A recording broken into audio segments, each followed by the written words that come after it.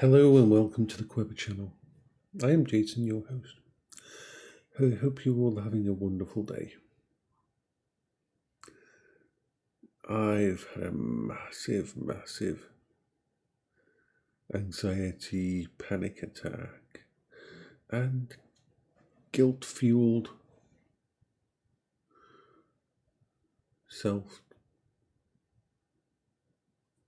how can you put it?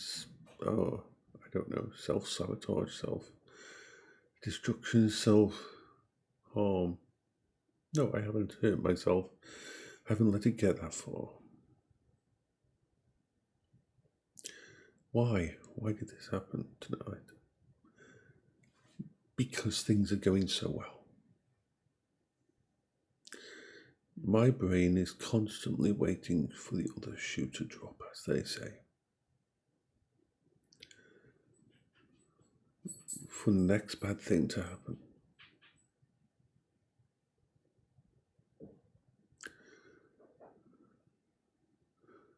When things go well for me, and for a lot of people who are dealing with long-term depression, anxiety, panic, and all the other symptoms that come from all the differences that our brains faced. When things start to go well for us, and let's face it, me being able to leave the house, that's it. That's like a change that I never could have. And now I can do it. I've just gained a level of freedom.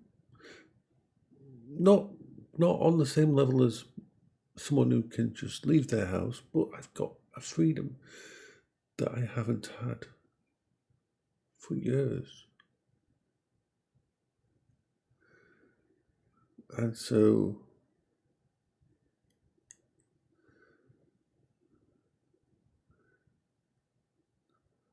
my brain actively tries to sabotage me, actively tries to trash me.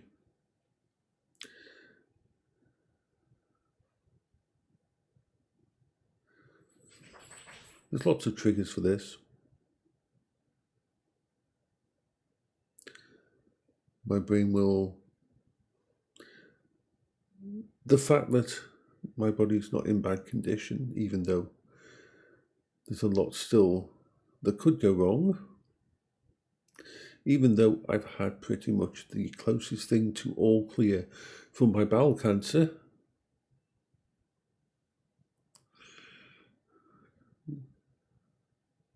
even though I've now able to leave the house, even though I am now in a settled situation,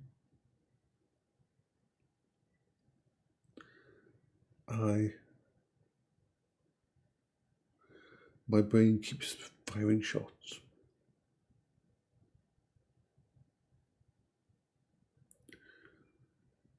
This happens. I was expecting it. Happened pretty much as soon as I lay down in bed. My brain decided to hijack the situation instead of letting me go to sleep.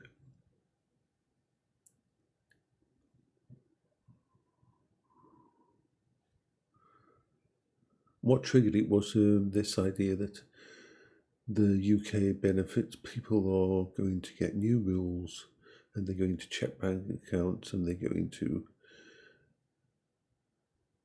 invade people's privacy, and they're going to stop people's benefits if they see odd things in their bank account.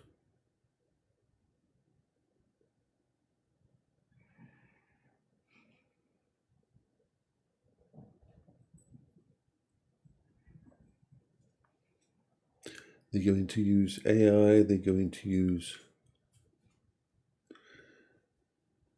everything they can to kick people off benefits. So that was one part of it.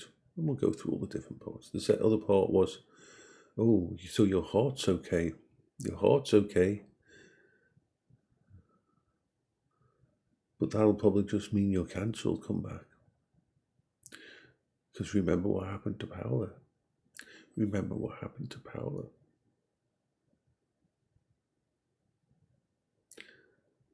And then there's the overarching doom and gloom.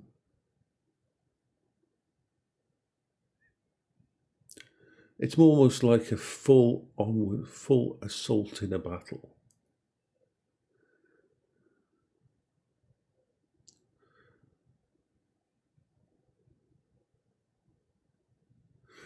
As everybody knows on this channel, and I'm completely open about it, that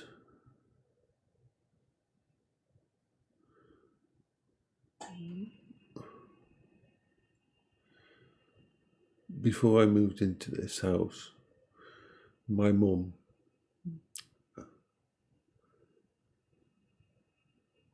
and Paola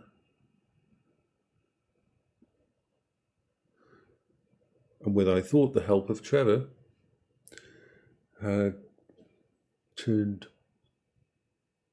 the house I lived in next door into pretty much the perfect coping strategy for me.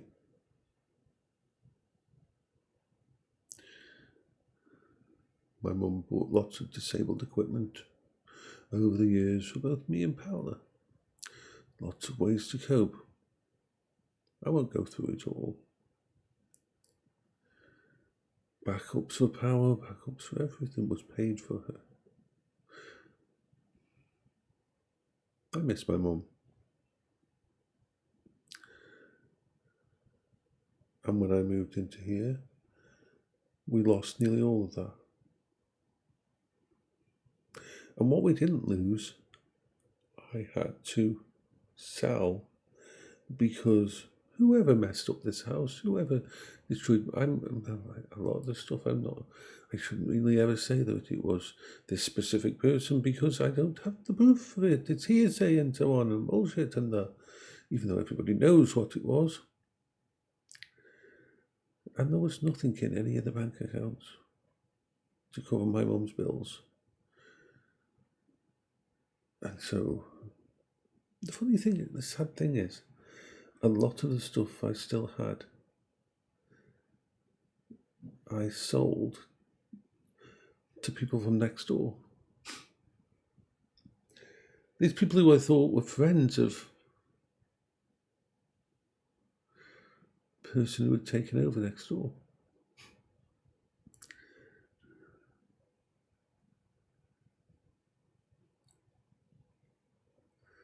So I lost everything. I really did. Except for a couple of items. My VR headset, because that was a gift, so I would not sell. I would not sell that, no matter what. And the Steam Deck was a gift, and I wouldn't sell that. I clinged onto one computer system. I sold almost, I think it was 6 laptops, computers,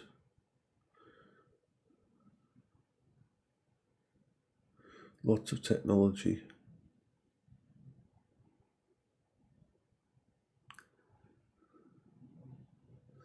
And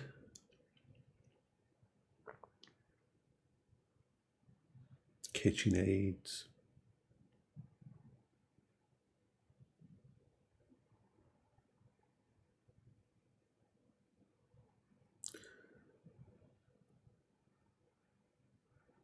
You have no idea how much stuff you acquire during 20 years of two people being disabled together.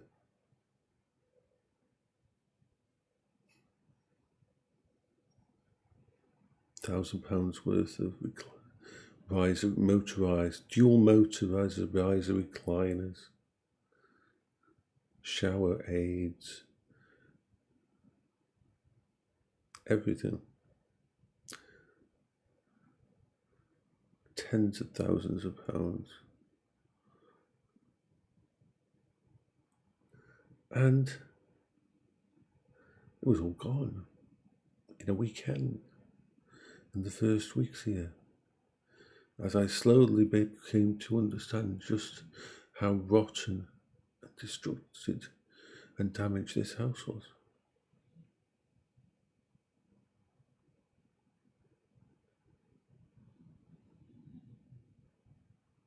And what I did was just basically a band-aid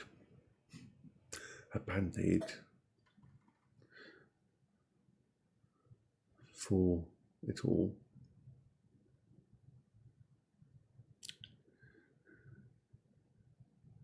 Which was crazy.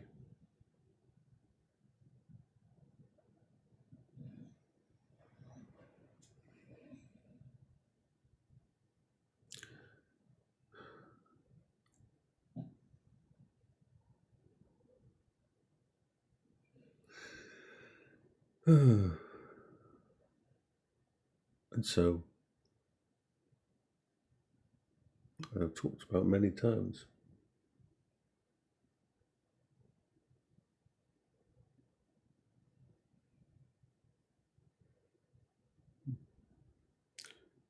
when they did replace some of my mum's money, not all of it. Certain banks in the UK are complete and total bastards, and they don't give a shit that someone stole money out of them, basically. Oh, he had permission, therefore, permission from someone who was now in dementia.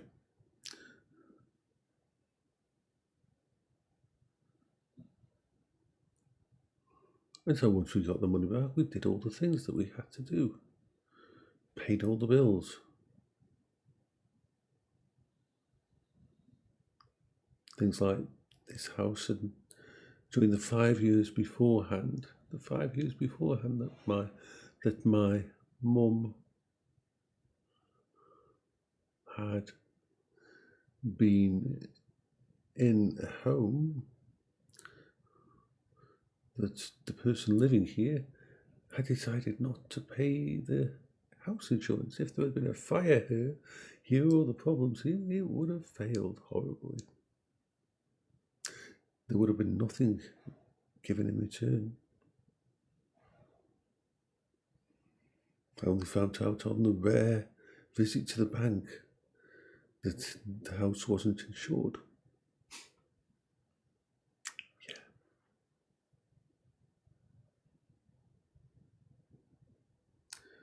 And so we came back from all of that.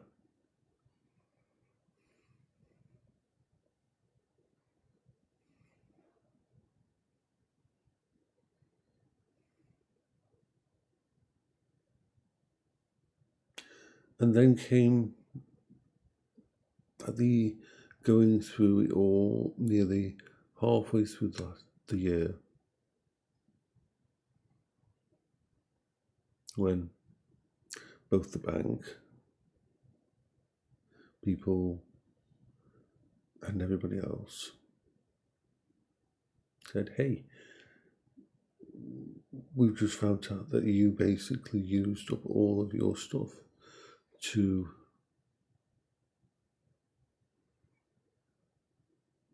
pay bills, and that you shouldn't have, and do things you shouldn't have to look after the house. And so the consensus was replace everything that was lost.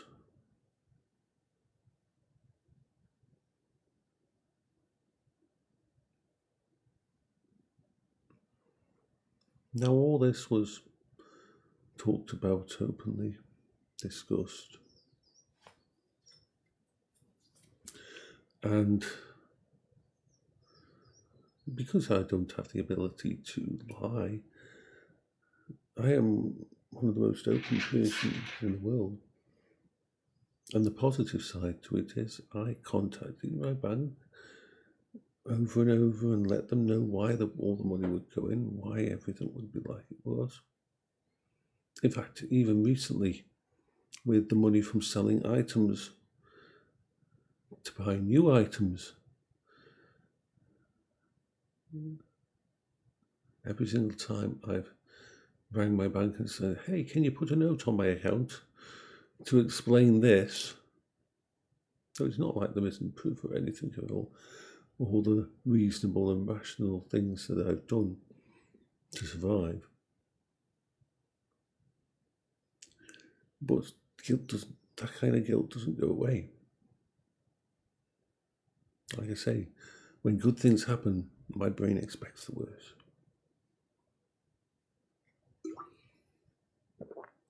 So that's the financial side of the guilt. It's like you got to realise that I sold a couple of items that were part of my disability aid that helped me to thingy, and used that money almost instantly to buy new items. The mobility scooter. It all completely justified, and have seen such a positive effect to me. When the Pimax money refund comes through, because the Pimax was also part of that buy of replacement disabled stuff,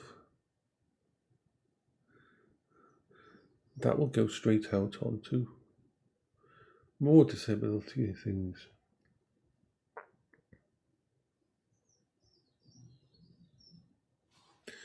But I know it's going to look very odd on my bank account, even though I've let all the banks know, and I've it's all well documented on my channel and everything.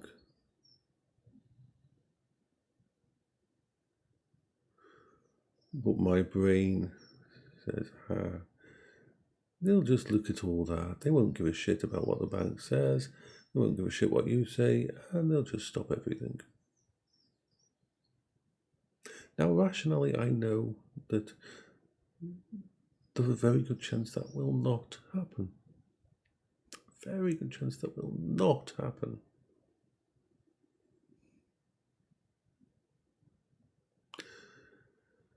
But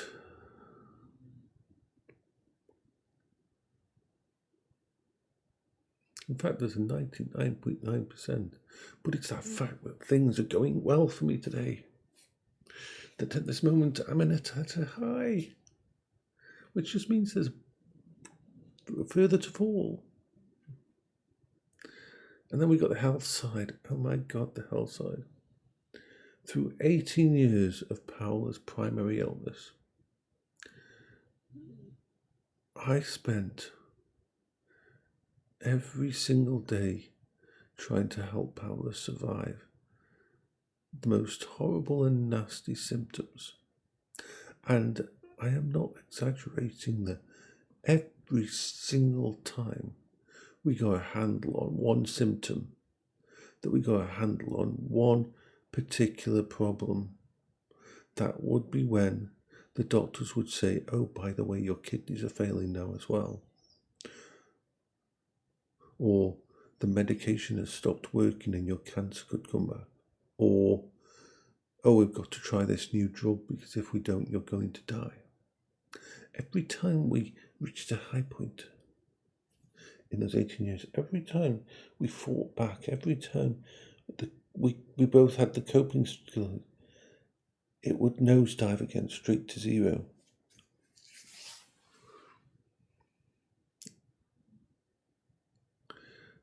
That plus the depression, and that means my brain is trained to see that can happen.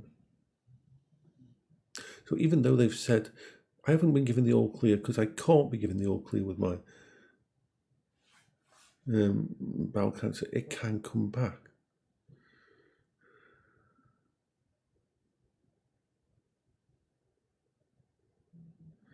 But now they've given me pretty much the equivalent to an all clear and said, you don't have to have a CT scan anymore.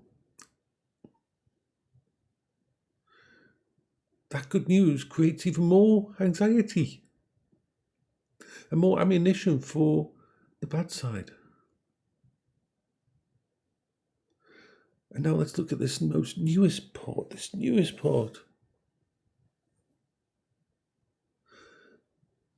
This wonderful, amazing, special thing that I've found with the wheelchair, with the mobility scooter, that I can leave the house.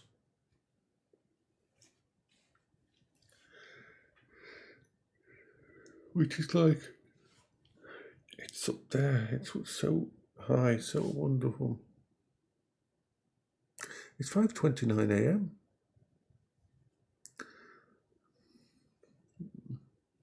And if I wanted, I could get on my mobility scooter and go for a ride around the town.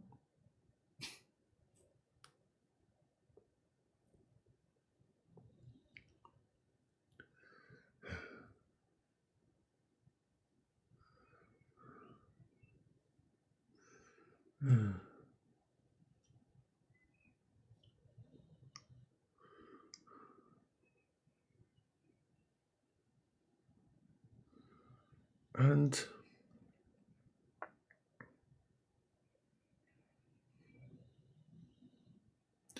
how do you fight it? How do you fight this kind of crippling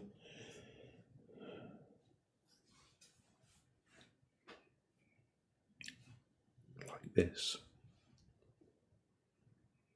You get it all from inside here onto the screen.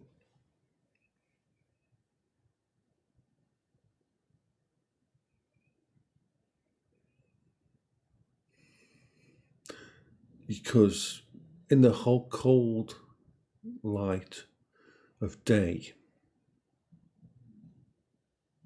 the facts speak for themselves. The way that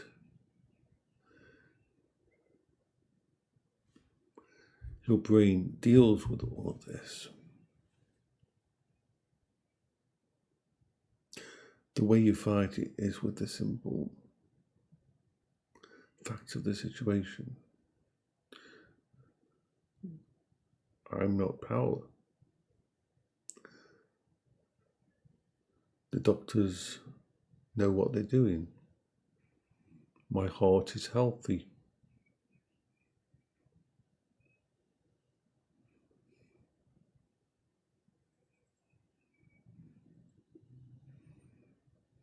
My cancer is in remission.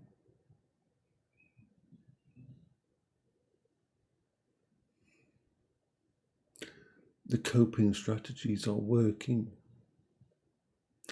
The very people who would normally try to get you off disability helped you improve your stuff, and basically by the end of every conversation I have with them, they're almost apologizing for how bad things are for me.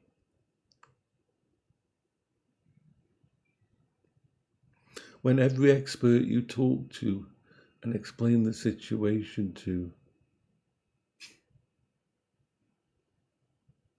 by the end of your conversation is looking at you as if, oh my God, what the fuck have you gone through?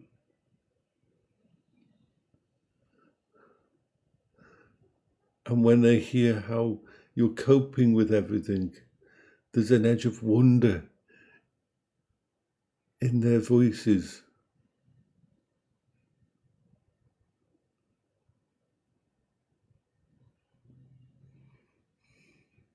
When you remind yourself that all of these people that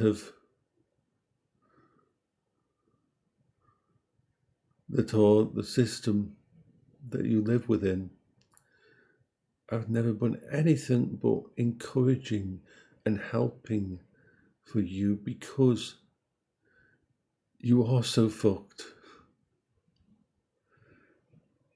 that you're not lying about your disability, that you're not lying about, that you're not being deceptive, that you're not using anything that you shouldn't.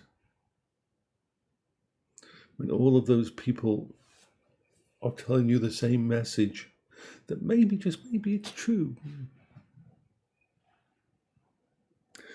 When your friends and the people who've got to know you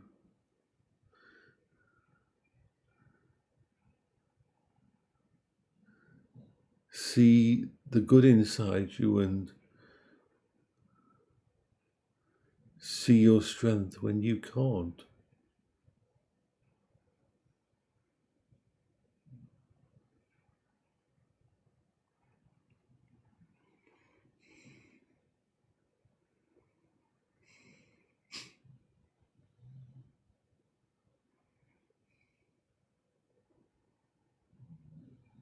That's how you fight it. When the very people who would normally be there to remove you from the benefit system, to get you back into work, when those very experts look at you almost in shock at what you're facing, and then in awe of what you've managed to accomplish, maybe, just maybe, you should take their side.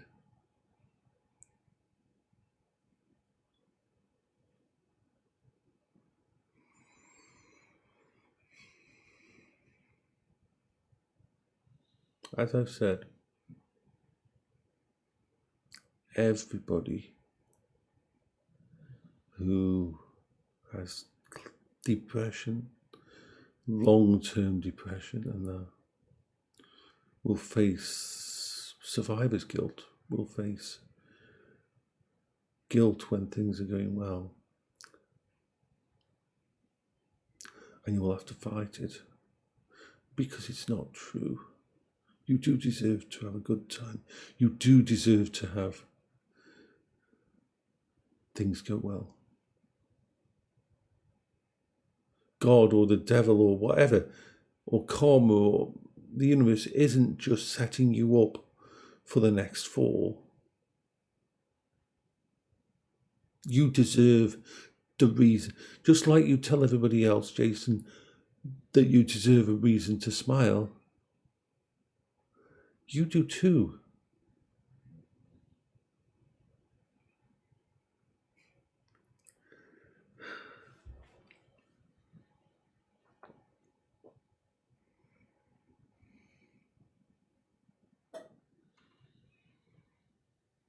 And don't keep this stuff isolated.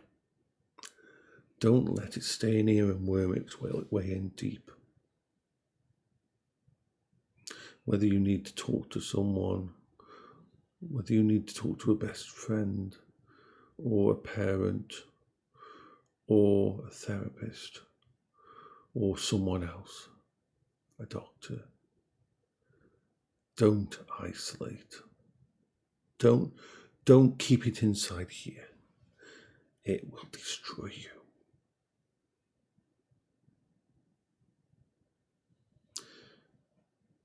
You need to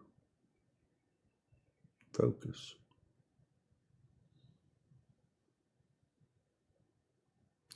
And see the facts for the facts.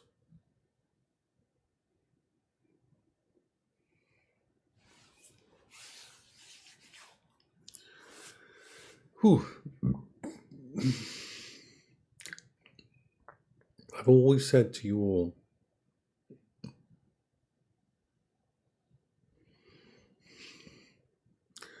that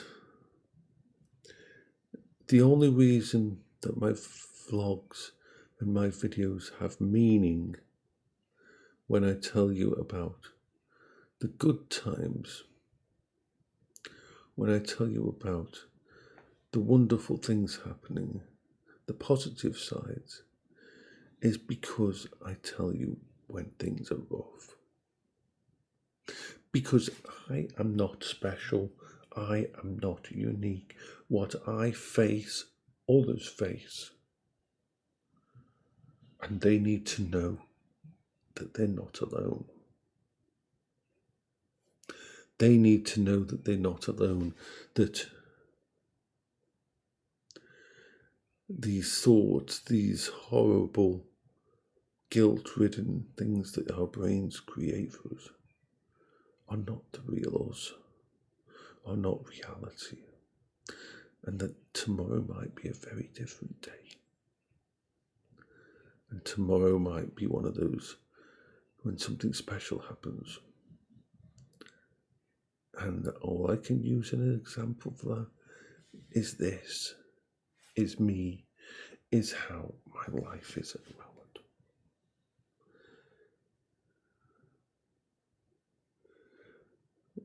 And even though I'm still facing a lot of problems, I've got a lot to be thankful for. So this is Jason for the Weber channel. If you stuck with me through this entire video, wow,